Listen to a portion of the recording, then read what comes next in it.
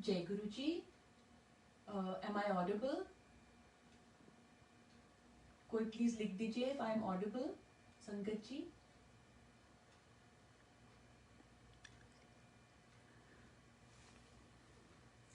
जय गुरु जी। गुरु जी आपके चरणों में प्रणाम। शुक्राना गुरु जी, सेवा का शुक्राना, सत्संग का शुक्राना, सिमरन का शुक्राना, मन लगे या ना लगे उस गुरबानी के थ्रू हमें ब्लेस करने का शुक्राना, सोच का शुक्राना, ये कृपा करने का शुक्राना कि हमारी सोच अच्छी तरफ जाए।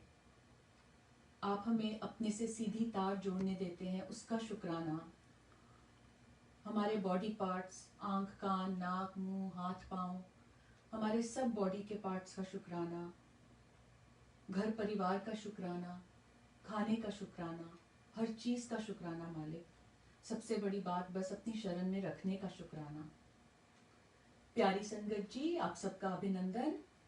ये गुरु जी का बर्थडे वीक है। उनका महाशिव फॉर्म में अवतार इस धरती पर बशर बन के आए और हम सबको ब्लेस करने के लिए इस कलयुग के टाइम पे, और हम सब उनकी शरण में हैं। तो बस इससे बड़ा आशीर्वाद हमारे लिए कोई हो ही नहीं सकता। गुरुजी कहते हैं कितने वेज में हम उनसे कनेक्ट कर सकते हैं, सीधी तार जोड़ सकते हैं। वो कहते हैं बीच में किसी को मत आने दो।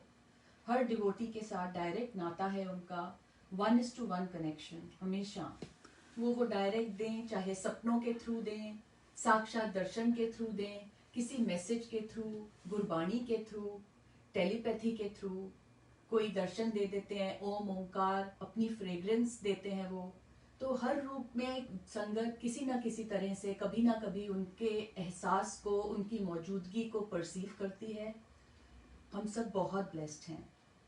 टेलीपैथी से ही रिलेटेड कुछ सत्संग आज शेयर करना चाहूंगी। गुरुजी कहते हैं मैं ड्रीम में भी तभी आता हूँ अगर मैं चाहूँ। तो सिर्फ हमारे चाहने से वो ड्रीम में भी नहीं आएंगे जब तक उनकी मर्जी नहीं है। और वो कहते हैं कि ड्रीम आना और उनको रियल में देखना एक ही बात है। तो काफी बार तो गुरुजी की शरण में ऐसे भी होता है कि ड्रीम्स में ही वो आकर हमारे कर्म काट जाते हैं और हमें फिजिकली उनका शुक्राना है बहुत बहुत कि फिजिकली उस चीज को उतना सिवियरली एक्सपीरियंस ही नहीं करना पड़ता रियलिटी में जितना हमने ड्रीम में किया। और बाद में हमें ये बात काफी बार समझ आती है। ऐसे ही रिसेंटली एक इंसिडेंट हुआ था, मार्च का महीना था और एक्चुअली फरवरी एंड थी।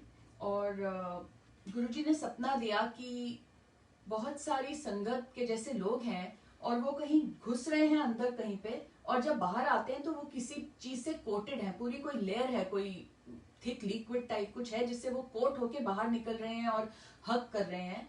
और दूसरी ओर से ड्रीम में आया कि मैं एक बैग पैक कर रही हूँ। तो तब बिल्कुल समझ नहीं आया, पर मैंने उठ के अपने हस्बैंड से शेयर किया ड्रीम, और अपनी भाभी से भी शेयर किया। और समझ नहीं आया, पर वही था कि चलो गुरुजी अपने आप बता देंगे। इफ ही थिंक्स कि मुझे पता होना चाहिए क्या था तो he will let me know. तो ये बात थी शायद कोई ट्यूसडे या वेडनेसडे की बात थी। और उसके संडे जो उसके बाद आया, उसमें एकदम संडे को जब रात को सोने लगी थी तो रात को एकदम गुरुजी ने ऐसे फीलिंग दी कि मुझे लास वेगस जाना है। और मैंने सोने से जस्ट पहले अपने हस्बैंड को बोला कि I think I need to go to Las Vegas, Guruji is telling me. और वो बहुत शॉक थे। उन्होंने कहा तू तो गैम्बल भी नहीं करती, इतनी बार लास वेगस देखा है, सडनली लास वेगस क्यों सूझा? And that was the end of our conversation about that, क्योंकि समझ ही नहीं आया। और उसके बाद नींद आ गई। तो सुबह उठी तो भी समझ नहीं आ रहा था कि ये हुआ क्या, रात को ऐसे क्यों हुआ मुझे एकदम से। और उसके 2 दिन के बाद हमें पता चला कि लास वेगस में एक संगत के घर हनी की, मधु की वर्षा हो रही है। तो तब लगा शायद गुरुजी चाहते हैं कि मैं वहां जाऊं, तो चलो गुरुजी वो भी अपने आप ही बता देंगे। अगर 1-2 दिन और चलेगी तो फिर तो पता नहीं, क्योंकि यहाँ पर उन्होंने सेवा दी हुई थी सत्संग की थर्सडे की। तो थर्सडे आकर चला गया और फ्राइडे सुबह भी मालूम चला कि वहां पर थोड़ी थोड़ी मधु वर्षा तभी भी हो रही थी। और मैं और मेरी भाभी ने सोचा हम फ्राइडे को निकलते हैं, पर हमें इतनी लंबी ड्राइव करके जाने का मन नहीं था। तो हम ढूंढ रहे थे कोई कंपनी जो ड्राइव कर ले और हम साथ में हेल्प आउट कर दें और राइड ले लें, या फिर हम कैसे जाएं। प्लेन की टिकट्स का पता करना शुरू किया, लेकिन फ्राइडे के लिए कुछ भी नहीं था। फ्राइडे को 6 तारीख थी मार्च की। तो एकदम से शाम को हमें अगले दिन की टिकट्स मिली सुबह अर्ली मॉर्निंग सैटरडे, जो कि मार्च 7 था। और बाद में हमें रियलाइज हुआ कि हमारी टिकट्स का जो सीट नंबर था हम दोनों का 7 था, जो डेट थी वो 7 थी, और हमारे प्लेन ने गेट नंबर 8 से टेक ऑफ करना था, लेकिन वो गेट नंबर 7 से ही टेक ऑफ हुआ। और गुरुजी ने हमें 7 मार्च को वहां लास वेगस में बुलाया और मधु वर्षा के दर्शन भी करवाए। और वहां पर वैसे तो भजन शबद सब चल ही रहे थे कंटिन्यूअस, लेकिन उनका घर में 2 बजे सत्संग भी रखा था गुरुजी की कृपा से। तो हमारी फ्लाइट जो थी वो 8 बजे या कुछ की थी वापसी की, तो इट वाज परफेक्ट टाइमिंग कि हम पहुंचे। उसके विद इन एन आवर सत्संग वहां शुरू हुआ और हमें मधु वर्षा के भी दर्शन हुए, सत्संग में बैठने का खुशनसीबी प्राप्त हुई। और सत्संग जैसे ही अटेंड किया, सत्संग खत्म होने के बाद गुरुजी से आज्ञा लेने के बाद हम एयरपोर्ट के लिए निकल गए। तो बाद में तब समझ आया कि गुरुजी ने वो जो सपना दिखाया था, वो जो कोटिंग हो रही थी लोगों के ऊपर, वो शायद वो हनी का आशीर्वाद दिखा रहे थे और वो चाह रहे थे कि हम जाएं। और इसलिए इतनी उन्होंने खींच दी उस संडे नाइट को कि लास वेगस ही जाना है, और सब कुछ उन्होंने 7 को ही करना था। Ticket number 7, gate number 7, date 7, तो शायद इसलिए उससे पहले वो हमें नहीं जाने दे रहे थे। तो we felt very very blessed. एक और सत्संग याद आया टेलीपैथी से। मई का महीना था अभी, जो recently last to last month. तो मई की फर्स्ट वीक में गुरुजी ने एक सपना दिखाया जिसमें मैं मंजी पे बैठी हूँ, बेड पे, किसी के फुट एंड पे हूँ मैं, वहां कोई लेटा है और मेरे एकदम सामने नीचे जमीन पर किसी का सर कटा हुआ पड़ा है। मुझे शक्ल नहीं आइडेंटिफाई हो रही थी, और मैं जब बेड पे देखती हूँ, वहां मंजी है या बेड है, वहां देखती हूँ तो वो पर्सन लेटा है और यहाँ उस पर्सन का सर पड़ा है। और सडनली वो सर जुड़ जाता है और वो पर्सन हंस रहा है। I don't know who it was, और मैं एकदम अचंभे में थी कि ये कैसा ड्रीम है कि सर कटा था, पर्सन का सर लग गया।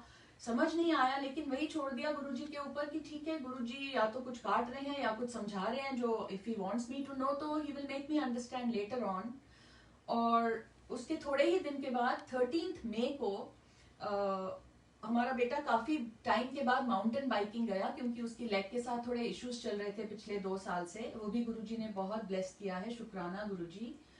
तो वो बहुत टाइम के बाद माउंटेन बाइकिंग गया, हेलमेट डाल के गया, सब प्रिकॉशंस लेके गया।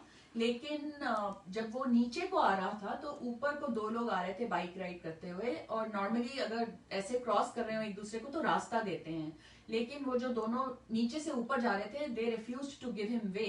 तो उसको साइड होना पड़ा रास्ता बनाने के लिए, और उतने में वो पहाड़ी के वहां पे गिर गया बहुत जोर से। He flew over the bike handle and fell down very very badly. वहां से फोन आया और इतना उसको इतनी चोट लगी, उसका माउथ, आंख के पास बिल्कुल, आंख उसकी बिल्कुल बची, पूरे फेस पे इंजरीज, लिप्स पे कट, शोल्डर पे इंजरी, बहुत ज्यादा घायल था। और उसको हमें पार्क रेंजर को बुलवा के उसको ट्रक में नीचे लेके आए वो लोग, क्योंकि वो नीचे भी नहीं आ सकता था, और सीधा उसको इमरजेंसी रूम लेके गए वहां से।